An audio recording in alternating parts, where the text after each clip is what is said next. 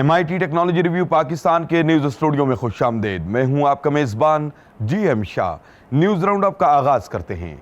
Bulletin के आगाज में आपको बताते हैं कि पाकिस्तानी माहिरीन थर में बिजली तैयार करने वाला प्लांट तामीर करेंगे। इस प्लांट को फौजी फर्टिलाइजर और हब पावर कंपनी के इश्तराक से तामीर किया जाएगा।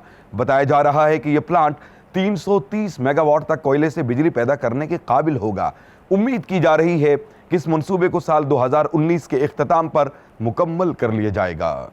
और अब आपको बताते हैं कि मारूफ कंपनी लिवाइस और गूगल मिलकर एक स्मार्ट जैकेट तैयार कर रहे हैं। इस जैकेट को करंट गुजरने वाले सौती धागे और चिप से लैस किया जा रहा है, जो ब्लूटूथ के जरिए स्मार्टफोन से मुंसलिक होकर कॉल्स अटेंड करने और गूगल मैप्स वगैरह जैसी सहूलियात की रसाई को मुमकिन बनाती है। इसके अलावा इस जैकेट से चिप को निकालकर इसको धोया भी जा सकता है।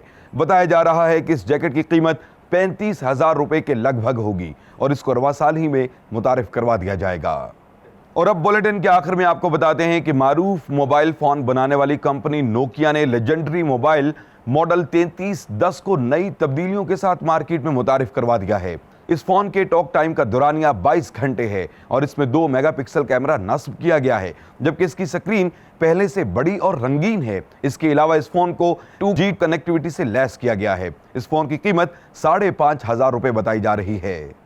इसके साथ ही MIT टेक्नोलॉजी रिव्यू पाकिस्तान के न्यूज स्टूडियो से अपने मेजबान GM शाह को इजाजत दीजिए। अल्लाह निगहबान।